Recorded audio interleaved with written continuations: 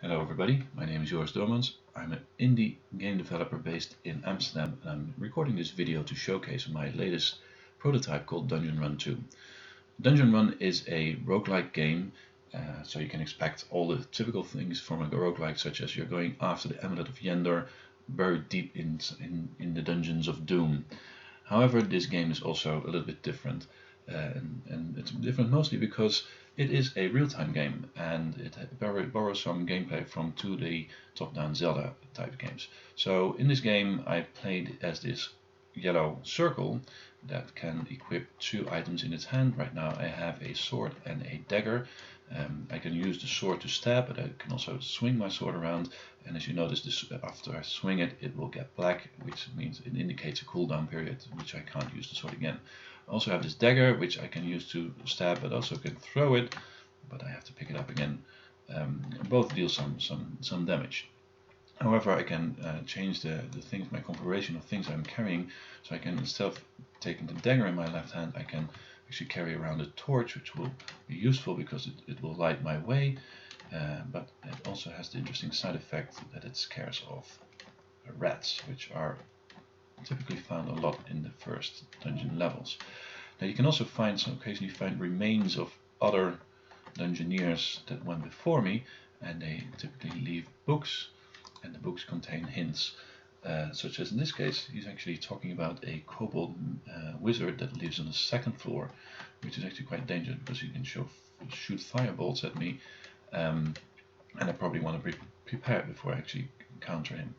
Now you can also encounter chests, which I can open and contain goodies. In this case, actually, it's already thrown me a staff, a magic staff, which will provide some interesting magic effects. So I can equip the staff. I don't know what it does right now, so I'm just going to try it out. And it's a staff of blinking. It just teleported me right into the water over here, and there's a fish coming after me. So you can see sometimes weird things happen, but it's good to know that it is a staff of blinking, which can be useful in getting around certain obstacles at points, but it's not useful right now. So let's re-equip the dagger, or actually better re-equip the torch and go explore a little bit more. Another chest, let's see, that's a key and a potion. Now if you played roguelikes before, then you probably recognize that potions, you don't know what they do. You also, like the staff, you have to find out. You can either drink them, in this case it was a potion of strength, which is a very good thing because now I'm just a little bit stronger and I can use weapons a little bit more efficiently. Now I found a key, that's probably for a locked door. This door was locked. Now I use this key, so I probably can get rid of it. Ooh, there's a guy with a bow there. It's a kobold. Now I can take his equipment, but actually the bow is not worth a lot. So I'm better off not carrying it. More mice here. Rats actually. And a very dark room, so it's a good thing I brought my torch. And there's a hidden door here, which is already revealed, which is nice. And another chest with a ring, a magic ring. So again, I can start wearing this ring, but it might be cursed, so I'm not quite sure if it's a good idea right now. But as I'm recording, let's go for it. It's a good ring. So now I still don't know what the ring does. I know it's not bad, because if it would have been cursed, I would already have known. However, I can right click it and it tells me if I wear for 5 more minutes I will find out what it actually does. Sometimes you can find out by just simply finding out, noticing certain effects. So some rings might make you smaller, might make you more stealthy, might actually make you more proficient with using a sword. There's a lot of things that can happen. Now I found an unidentified scroll, which is interesting, and there's also this lever here, which operates stuff in the dungeon. It can operate the doors. In this case, I'm pretty sure it operated the turret we just encountered up there, which I didn't tell you about, which I ran away from immediately because they're pretty dangerous. It doesn't do anything here down. There's a hidden thing there. I can show off the turret. So if it's on, then the torch is spent. Let's get rid of it. then it will actually shoot fire at me, and I don't want to burn because fire can kill you off pretty quickly. So I'm not using a second weapon, so let's re-equip the dagger. So we've got something to work with, and let's explore further. There's another door here, more rooms, and an axe. It's pretty dark in here. I would very much like another dagger, especially with the rats going around. I just simply ignore the rats and be gone. Not sure if this is going anywhere. Looks like it might be going somewhere. The shield. So it's probably a good time right now to... Oh, there's a lot of rats and kobolds. To fight off these rats first. Be gone. And see if we can use one of those scrolls. Maybe better wait until we reach the next floor, because sometimes when a scroll is a scroll of detect magic, you really want to do that just when you enter the new level. Another guy. You already lost track of me, which is a good thing. I'm using a health potion right now because I was a little bit low on health. This door is probably opening. This lever is probably opening the door down there. There it is. And here the X is the exit to the next level of the dungeon. So now there's a new level, and I was promising to use one of these scrolls. Actually, it was a scroll of magic mapping, which is also good to use in a new level, and it reveals the entire level in one go. Let's see what this one does.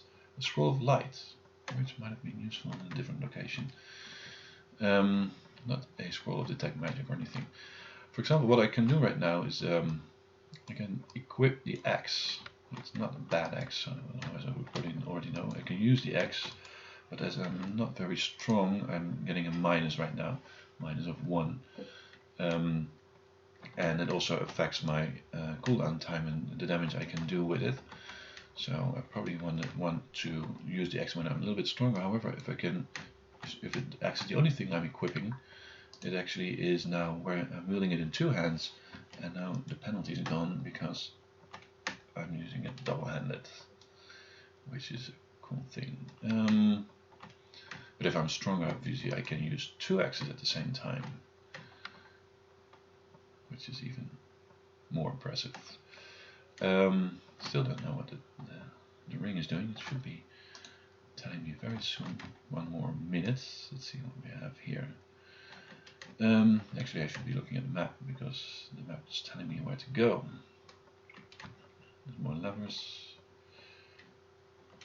There's something with gases on the way. Let's see. I think this is a dead end. Yes, it is. I could have seen that by looking at the map. Let's see what's over here. There might be some treasure. There is some treasure. Just some gold. Actually, gold doesn't do much in this game. It's just there for high scores, just as in typical roguelikes. Now I'm re-equipping to sword and dagger because the axe is a mighty weapon, but I want to be able to use my weapons fast because there's a couple of those nasty rats coming at me. I want to kill them quickly. Another lever. Didn't tell me what it does. Well, sometimes it doesn't tell anything. Let's see. We can go all the way down here. We can go for a swim. There's just no dangerous animals. We should be fine. There's some gas up here. More rats coming at me. Actually, should be picking up that nice torch over there. Eat some rations. Rations heal me slowly over time. See if I can pick up the torch without putting it in my inventory, because they would have doused it immediately, and I want the torch to be burning. I'm gonna check this chest. No, 2 interesting scrolls up there. Let's see if we can reach one more level, and then we can try to use those scrolls. Remember the book we read about a nasty goblin mage? That was the mage. He's wearing an axe. I know. I don't have the content to do otherwise, and he actually put himself on fire, which is interesting. But this is the exit to the next level. He actually is guarding a key, which is probably the key to the vault. That we really in the beginning there was a yellow door indicates a vault over there. But I'm just going down one more level and try out these scrolls. This is a scroll of darkness, which immediately puts out my torch, and this is a scroll of identify, which I can use to identify one of these weapons. So I already know it's a ring of fortitude, which is actually good because it makes me immune to bleeding, which is nice. So now there's a new dungeon for me to explore, new level. There's right now the game has content for about 5 levels because there's a lot of gas here. Poison gas in this case. I don't want to be running in there. Probably this will take care of the poison gas. Oh, I'm dead. And they're stunning me and they threw me down another level. So now we're at level 4 and I'm nearly dead. And I don't know, I just dropped in the middle of the level. There's more undead there, and that can be very, very nasty. Let's equip this shield, maybe that will help. No, I'll probably die very, very quickly. So that's what I wanted to show for right now. The shield is cursed as well. Well, this is probably the moment I should stop. Thank you for watching.